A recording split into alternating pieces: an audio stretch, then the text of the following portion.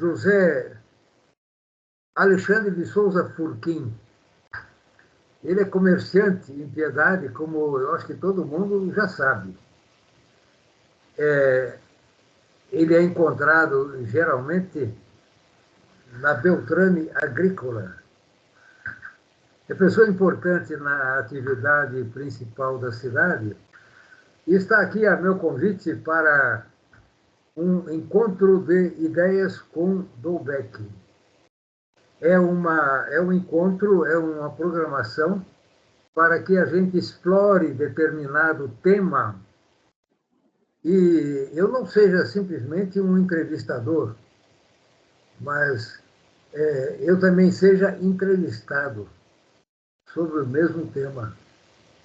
E Alexandre está aqui. Alexandre tem uma experiência muito grande na área agrícola, que é a principal área de Piedade, e eu me lembro dele quando eu o conheci na cooperativa de Cotia, faz uns 200 anos, né?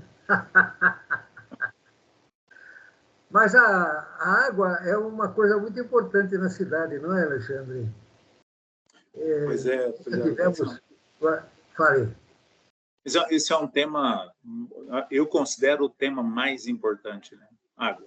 Mais importante, porque não somos somente nós, como seres humanos, que somos compostos principalmente de água. Mas o mundo inteiro vive em função da água. E não adianta a gente ter oceanos abundantes aí, porque ninguém vai viver de água salgada e ninguém vai conseguir transformar a água do mar em água doce para poder beber e para poder fazer dela os usos que nós fazemos hoje. E Piedade é uma cidade essencialmente agrícola. Então, eu quero que a gente converse um pouco sobre essa dependência permanente que a gente tem sobre a água. Você deve ter alguma posição. Fale, Alexandre. Sem dúvida. Como o senhor falou, né, a gente, acho que desde os 200 anos que você colocou aí, que a gente se conhece, né, a gente vem usando água todo dia, toda hora, todo momento, para tudo. Por isso que eu digo que a água, ao meu ver, considero que sempre dos teus bate-papos aí no teu jornal, eu acho esse tema o mais importante, com certeza, porque sem água não somos nada, né? Nossa dependência diária de água para tudo é 100%, né? Somos dependentes 100%, da nossa vida depende 100% de água. Apesar de saber que esse tema é um tema para o nosso dia de hoje, mas eu coloco ele sempre quando a gente fala de água, né? É pensar que... Vamos pensar no início de tudo, e tudo começa com o batismo, né? E por que foi usado água no batismo? Porque para batizar uma vida, tem água, porque se não houver água lá, não há vida, né? Então, o elemento principal do batismo é a água, né? Só como curiosidade, tá, Dolbeck? Não como uma visão religiosa das coisas, né? Mas, assim, o elemento principal do batismo é a água. E a água, ela foi usada por quê? Porque sabe-se que se tem vida ali, tem água. Então, é um elemento que tá fácil, né? Tem que ter água para ter o batismo. É o início de tudo, né? Então, esse tema provocado por você, digamos assim, é realmente muito importante, porque é a base da vida, né? Sem ela, com certeza, a gente ia perecer. Certo. Agora, especificamente em Piedade, você pode focar algum problema relacionado com água? Nós tivemos no governo Vicentina uma atrapalhação aí pesada, que foi ela ter mandado lacrar as bombas de irrigação, porque estávamos numa época pesada de estiagem e havia o medo de a população ficar sem água. Entendeu? Então, chegamos a esse ponto. Não estamos chegando nele porque agora a coisa é meio ao contrário, porque é água demais. Entendeu? Mas você tem algum posicionamento sobre o comportamento do piedadense em relação à preservação da água? Dolbeck, olhando por essa visão que você colocou, né? Olha só que situação que a gente chega, né? A ideia da época que você citou era lacrar a bomba para que o agricultor não usasse a água, para ela poder chegar até algum ponto de coleta para a agência que trata a água para uso da população tivesse acesso à água, senão ela não chegaria de tão pouco que ela ficou, né? Então, nesse momento, nessa crise hídrica no qual sofremos aí, não me lembro bem o ano, acho que foi 2013, 14, né? Houve tempo de se fazer, então, as diligências com alguns fiscais, né? Para poder lacrar a bomba para que a água chegasse. Mas hoje, você falou, né? Hoje o problema é até o contrário, é o excesso de água. Mas aonde que nós estamos armazenando essa água que vem, né, da chuva e está só escorrendo e indo embora, né? Se amanhã a gente tiver uma nova crise, nós temos algum lugar que capturamos água para poder suprir a necessidade da população? Essa é uma pergunta que eu sempre tenho comigo para a nossa agência, que faz isso aqui em Piedade, a Sabesp, né? Que haja visto aí, né, polemicamente, já avançou uma fase da licitação, né, para poder fazer a venda da empresa, né? Então, parece que ontem foi aprovado pela Lesp, né, uma primeira parte aí para poder trabalhar a venda da Sabesp, né, a privatização. Então, é assim, a gente vê que no apuro, naquele momento mais tenso, existe gente para ir lá e tomar alguma atitude. Mas no dia a dia, quais são os tratamentos que nós estamos dando através do poder público para que a gente possa continuar tendo água e água de qualidade? Qual é a movimentação?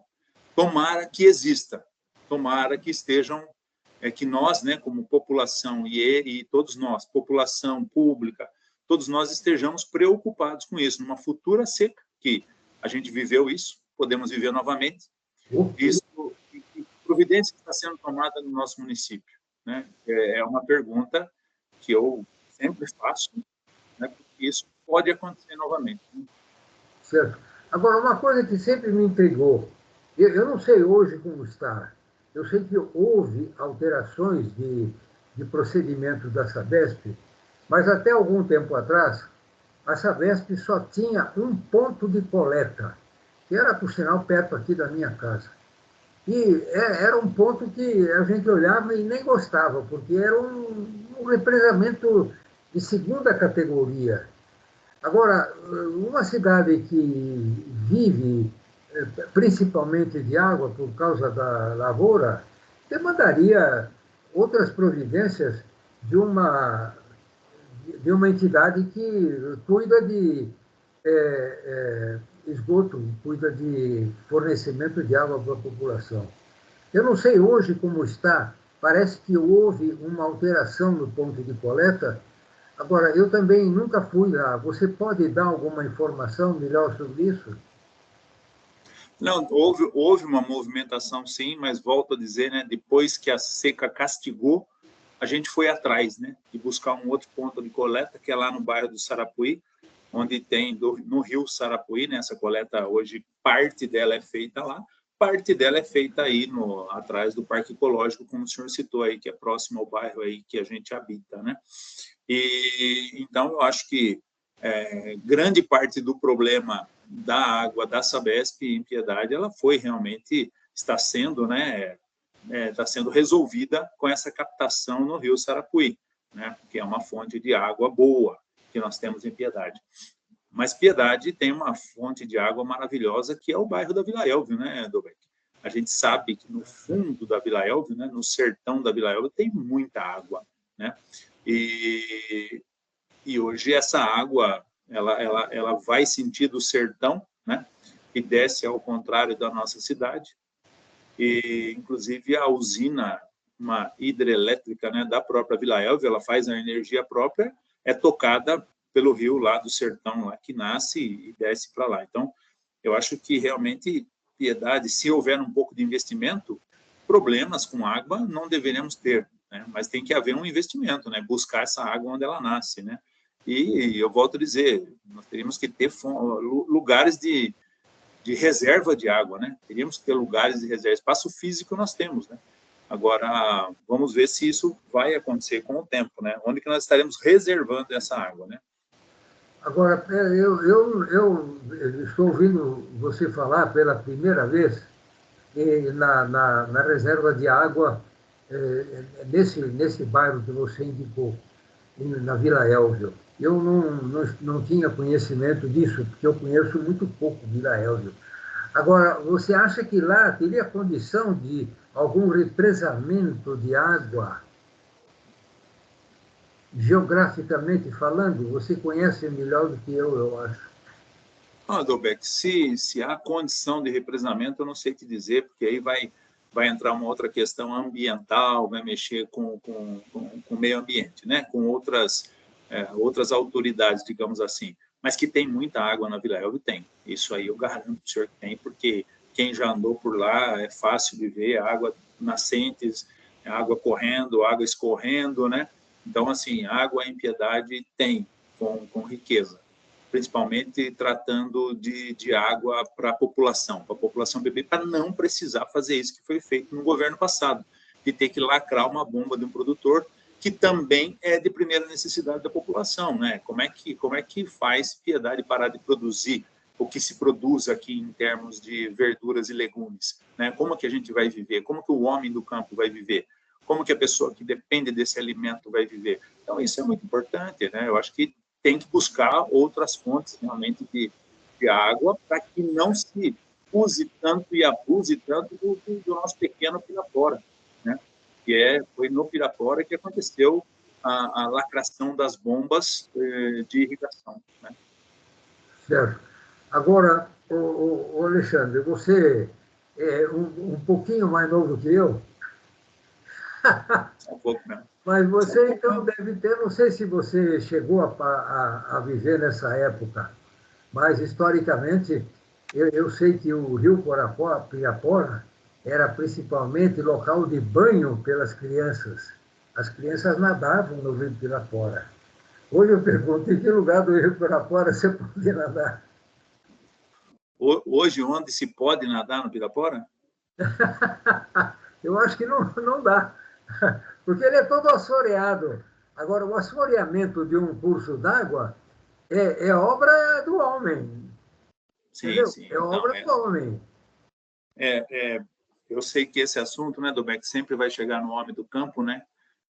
Mas eu lhe garanto uma coisa: o homem do campo, ele está muito preocupado, aquele homem que vive do campo, que é o produtor rural, que é o empreendedor rural, que é o cara que produz, ele está preocupado, sim. Lógico, né? Tem as exceções, mas 80, 90% dessas pessoas estão preocupadas, sim, com a água, né? Cuidam das nascentes, a grande maioria cuida das nascentes. A grande maioria está preocupada em trabalhar onde é possível, trabalhar com alguma técnica para que não haja o assoreamento, que a terra não vá embora, né? Porque, ao contrário do que se pensa, do que se fala, quando esse produtor perde essa terra, a primeira camada de terra, ele está jogando dinheiro fora, né? Porque é ali que está a terra tratada, ali que está a terra produtiva, né? Então, ele não pode perder essa terra, ele não pode trabalhar ela, trabalhar a matéria orgânica do solo, trabalhar a parte de mineral do solo com adubação, trabalhar o plantio de matérias verdes para poder deixar esse solo organicamente, biologicamente bem tratado, e depois isso ir embora com a chuva, né? Então, há essa preocupação, porque isso custa muito dinheiro no bolso do produtor. A pergunta maior que eu acho que a gente tem, que a gente vê, que a gente sente com um pouco, rodando um pouco pelo campo, são os loteamentos que acontecem em alguns locais, onde as pessoas adquirem um pedaço de terra e colocam fossa, não tratam, cortam as árvores, isso a gente vê, isso aí é visível, né?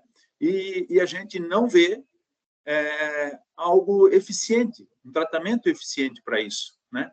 As pessoas vendem ali 500 metros de terra, 1.000 metros de terra, e aí entra um monte de gente que por infelicidade, não conhece, não sabe, às vezes está na beira de um rio, e chega desmatando, chega cortando, porque quer terra, né? Quer fazer uma construção, quer fazer sua casa, e ali já entra com uma fossa, sem tratamento nenhum. E como é que fica isso, né, Dubeck? O que nós estamos fazendo para ajudar a evitar isso, né? Daí surge a erosão, daí surge a contaminação com esgoto, e assim nós vamos matando aí a nossa fonte de vida, né? Nós, humanos, matando a nossa fonte de vida, né? Não é uma coisa de um bicho muito inteligente, né? Você falou num assunto importante.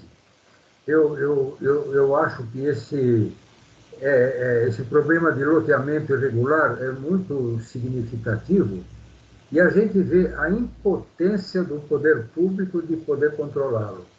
É muito fácil aparecer uma hora que a prefeitura resolve embargar um loteamento irregular. Ela coloca até placa lá no lugar, mas 2 dias depois a placa já some e já o loteamento continua. Agora, isso afeta a vida de todo mundo. Eu não conheço bem a área, mas eu sei que o regramento para o loteamento não é o desejável.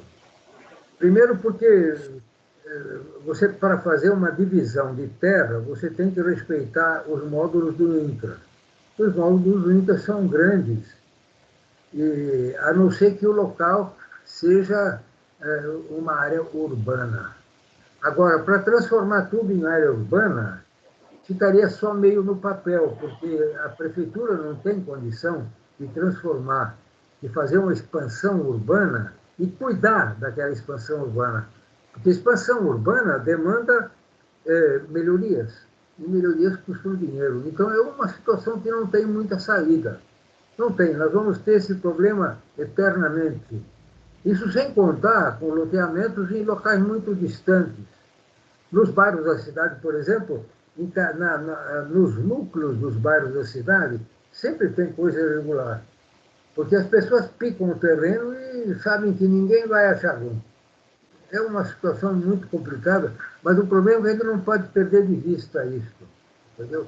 Eu acho que as expansões urbanas naturais, que são o crescimento dos bairros, deveria ser regrado. Mas não basta regrar, tem que regrar e fazer cumprir a regra. Porque nós temos casos de bairros que se alastram assim, esses núcleos populacionais.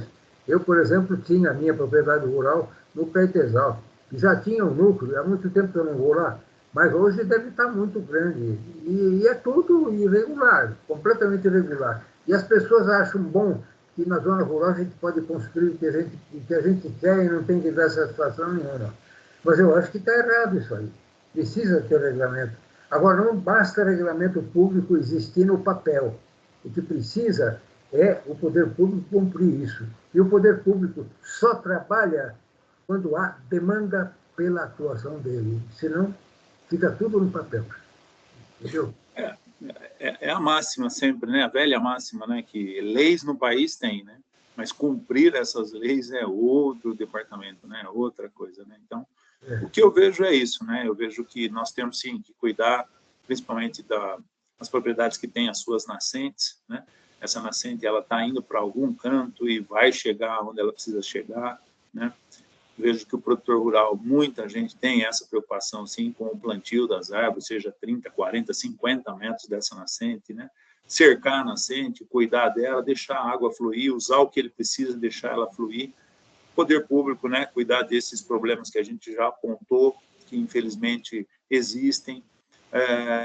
A questão dos esgotos, né? Eu sei de casas na cidade, no perímetro urbano da cidade, que ainda deposita o seu esgoto no rio, porque não tem possibilidade de mandar para coleta, né?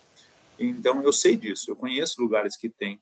Então, temos que ver isso, temos que andar atrás disso, temos que preocupar com isso, né? Como cidadão também, nós nos preocuparmos com isso, porque realmente a água é fonte de vida, né? Então, não podemos matar a nossa fonte de vida. Olha, eu acho que a gente deve respeitar muito o trabalho no campo, porque piedade sem zona rural é zero. Não adianta nada a gente querer bater em indústria, em turismo e tudo. Nós temos que fomentar a agricultura. Mas, de outro lado, precisa haver um comportamento do poder público para fazer com que o agricultor, em favor dele mesmo, possa ter determinados comportamentos. Por exemplo, irrigações mal feitas, que provocam um desperdício de água. Não só desperdício de água, como estragamento de estradas, por exemplo. Tem horas que a gente vai na zona rural e passa, e o carro fica lavado, porque a irrigação que era para ser feita para a lavoura acaba lavando estrada. Agora, se não houver uma exigência por parte do poder público para que isso seja mudado, nós não vamos chegar a lugar nenhum. Outra coisa, por exemplo, que eu acho que pesa muito em termos de água boa, é o que acontece com muitos lavadores agrícolas. Não são todos, porque nós temos lavadores agrícolas respeitáveis na cidade e que trabalham exatamente como devem trabalhar. Mas uma boa parte deles lava o produto e simplesmente despeja a água suja e leva de volta para o curso d'água. Agora, a sujeira não é só da terra que vem com o produto agrícola, mas com os agrotóxicos e com os agroquímicos que vêm junto com o produto. Então, acabam poluindo os cursos d'água. E, ademais, assoreando os cursos d'água. Porque esse material todo que volta para os cursos d'água, eles se acumulam no fundo. E depois nós temos o rio Pirapora e outros rios, todos assoreados. E, no fim, a água não tem como passar. Entendeu? Sim, é um drama, principalmente na sua área. Eu sei que... Mas isso precisa ser enfrentado. Agora, a gente não nota, por parte do poder público, nenhuma providência para isso. Nenhuma. Eu diria assim, Norberto, eu acho que o que tem que começar a ser feito é algum programa de educação para isso, né? Todos nós já fomos um dia fiscalizados, e quando a gente é fiscalizado, normalmente você é multado por algo que você está fazendo de forma errada, e às vezes por ignorância, né? Mas eu vou um pouquinho além disso tudo que você falou, e a pergunta é: o que está sendo feito para a educação, de como fazer melhor, né? Como que a gente pode fazer melhor? E essa é uma preocupação, não jogo só a culpa no poder público, nossa também, todos nós, né? Eu tenho certeza que se a gente for em qualquer área do setor público e pedir, vão nos atender, né? Mas a gente faz isso no dia a dia, a gente faz isso? Não, a gente aponta os erros, mas não vão procurar a resposta para esses erros, ajudar. Às vezes a pessoa que está fazendo não sabe, né? É um ignorante da lei, né? Na lei, no bom sentido da palavra ignorar, né? Não conhecer, né? Eu aqui na rua da loja, mesmo aqui embaixo, quando eu desço do carro, eu vivo pegando garrafa PET jogada na rua, né? Esses dias, na primeira chuva imensa que deu aqui na semana retrasada, essa rua aqui do bairro próximo à rodoviária, inundou tudo. A prefeitura teve que vir correndo, fazer limpeza para poder sair o que coletaram de plástico, né, que estava na rua, que está jogado. Então, de uma forma geral, nós, população, temos que ser educados, né? Tem que haver campanha, tem que haver trabalho na escola, no trânsito, no banco, onde está a massa da população. Tem que haver trabalho de conscientização. Não é fácil, não é um resultado rápido, mas é algo que dá para fazer sem gastar muito dinheiro, né? Fale. Pode falar você, que eu tenho aí depois uma reflexão. Veja bem, eu acho que você tocou num ponto importante, que é educação. Isto é, se efetivamente a gente conseguisse educar melhor do que a gente educa, as coisas seriam diferentes. Totalmente de acordo com você. Mas tem um ponto muito importante. Do couro sai a correia. a gente educar uma criança, a educação de uma criança só pode ser feita por bons professores. E os primeiros bons professores que existem são os pais. Agora, o adulto, em geral, não é educado a esse ponto que a gente quer. Então, como é que a gente vai querer que a criança, mesmo com o trabalho da escola, acabe aprendendo tudo que é bom para não fazer o que é ruim? Isso é um beco sem saída. O adulto precisa entender que ele é o começo de tudo. Ele é que é o exemplo. Se o adulto não der o exemplo, nada acontece. Não há possibilidade de escola ser boa se o adulto não é bom. Porque o professor pode ensinar uma porção de coisas da escola, mas ele chega em casa e vê a mãe colocando lixo reciclável junto com lixo comum. Entendeu? Então, isso precisa ser mudado. Agora, é o adulto é que tem que se transformar, tem que entender que ele tem que dar o exemplo, porque do céu não cai nada. Pois é. Pois é. A coisa é bem complicada, né, Dobeck? Talvez um dia a gente chegue em alguma resposta para isso tudo, mas ela é bem complicada, né?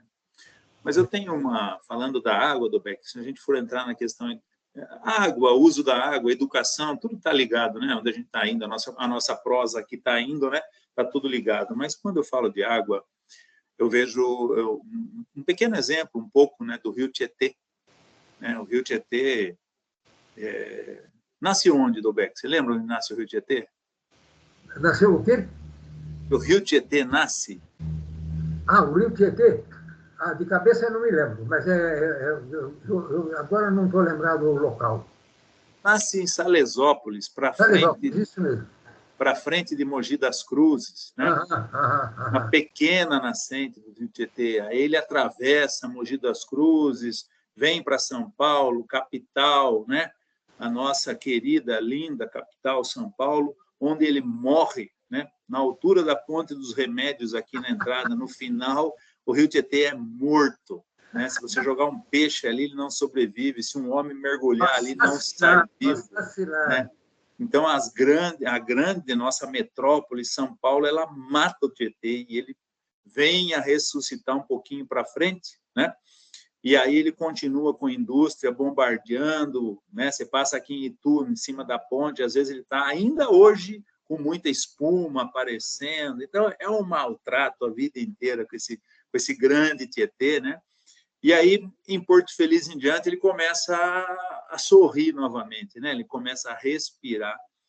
E aí, mais para baixo, Laranjal Paulista, você vai já encontra Porto, Navegação, um pouquinho para baixo você já encontra ele com prainha, com gente brincando, com quiosque, e é tudo no meio da agricultura que isso acontece. Né? Então, a grande cidade mata ele, e o interior recupera o cara. Né? Aprendeu a viver da riqueza dele.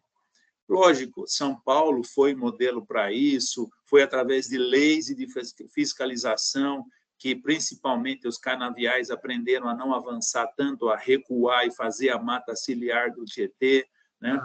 Mas aprendeu nesse formato, né? E esse imenso rio, que Deus assim quis, né? Que ele saísse de lá de Salesópolis e viesse no sentido do interiorzão do estado de São Paulo e não fosse para o litoral, né? Que senão ele ia andar. O senhor morou lá em Santos, o senhor sabe, dali até Santos é pertinho, né?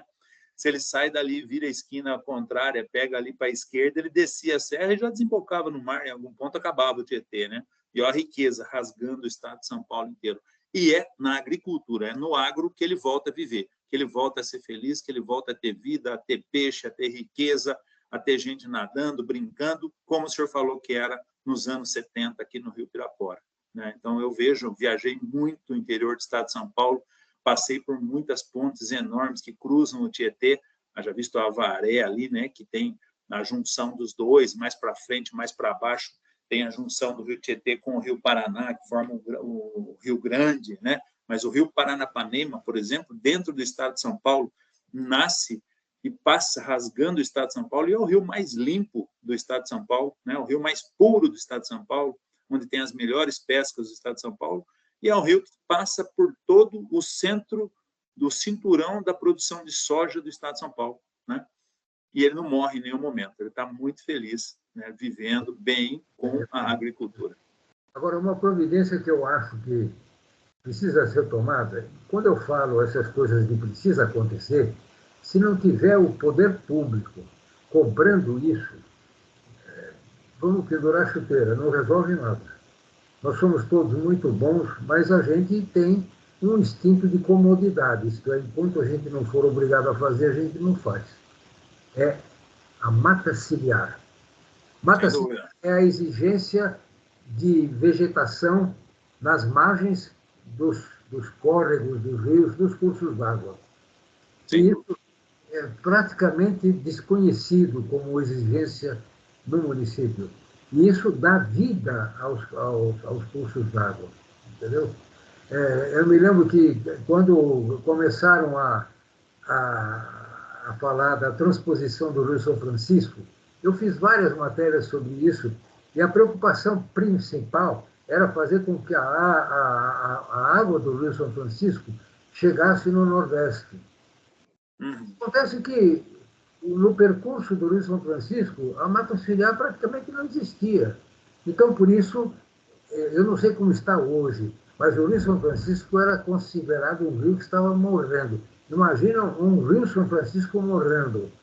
É o fim do mundo. O Rio Amazonas ainda não está morrendo, entendeu? Porque ele é muito longe. Mas você matava o Rio São Francisco por falta de mata ciliar.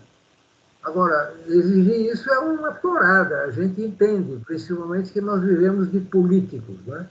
Na hora que entrou a política, a exigência fica secundária, totalmente, entendeu? Mas o Rio Pirapora, eu acho que tem que voltar a ter peixes. O Rio Pirapora, o Sarapuí e outros. Agora, isso será uma prova, como você falou de São Paulo, uma prova de que efetivamente alguma coisa boa está acontecendo. Agora, eu acho que o Rio Pirapora não tem peixe. Você acha que tem peixe? Você conhece isso? Não, cascudo. Cascudo eu já vi há pouco tempo. Cascudo eu vi há pouco tempo. Mas também? Que é uma coisa muito séria, né? A gente trata nesse tom, mas é muito sério. Você falou aí do Rio São Francisco, eu tive o prazer de trabalhar durante 3 anos, indo e vindo, né? De Petrolina. Petrolina e Juazeiro se divide pelo Rio São Francisco, e ele já teve as crises hídricas também da seca, mas hoje lá os projetos irrigados são muito grandes. É uma riqueza muito grande no Nordeste, né? A exportação de fruta brasileira se dá pela transposição do Rio São Francisco. Por ele chegar lá, nasce em Minas Gerais, né? É um rio muito extenso, e ele chega lá e despeja lá as águas, e as águas são usadas para produzir uva, para produzir manga, para produzir melão, né? Então, essa riqueza tem que ser cuidada, né? A água não é simplesmente algo que... Ela traz muita riqueza para o país, né? Olha, esse encontro tem muito valor em função desse tema, porque você é um camarada que tem uma vivência extra-piedade muito grande. Eu, por exemplo, não consigo falar com você durante a semana, você está sempre viajando. Agora, isso dá uma autoridade muito grande para você, porque você tem experiência estranha à cidade. E isso é muito bom para nós. Nós estamos chegando no final do nosso papo. Beleza. Mas você tem a palavra para, eventualmente, considerações finais. Não sei se esse nosso bate-papo chegar a alguém que queira conversar sobre o assunto água, piedade, Rio Pirapora, Rio Sarapuí, que eu, como pessoa física, como cidadão que vivo, né, da agricultura piedadense, dependente totalmente da água, tenho interesse que ela continue existindo limpa, que ela continue existindo de forma abundante para a nossa cidade. Estou totalmente à disposição para conversar, para buscar recursos, para trazer de frente a esse trabalho, botar na mesa um trabalho para que a gente consiga recuperar, que a gente consiga manter o que a gente tem aí, e não seja só dependente, né, da época que chove, tem água. Quando não chove, não tem água. Sendo que nós temos boas nascentes na nossa cidade, né? Eu acho que dá para a gente fazer alguma coisa melhor por esse município, por essa riqueza piedadense, né? Muito bem. Muito obrigado, Alexandre, pela sua disposição em colaborar. E eu não vou esquecer dessas últimas coisas que você falou, que você está à disposição para outros papos. Tranquilo, Beck. Obrigado pela oportunidade. Nos está assistindo e até a próxima. Um abraço. Obrigado.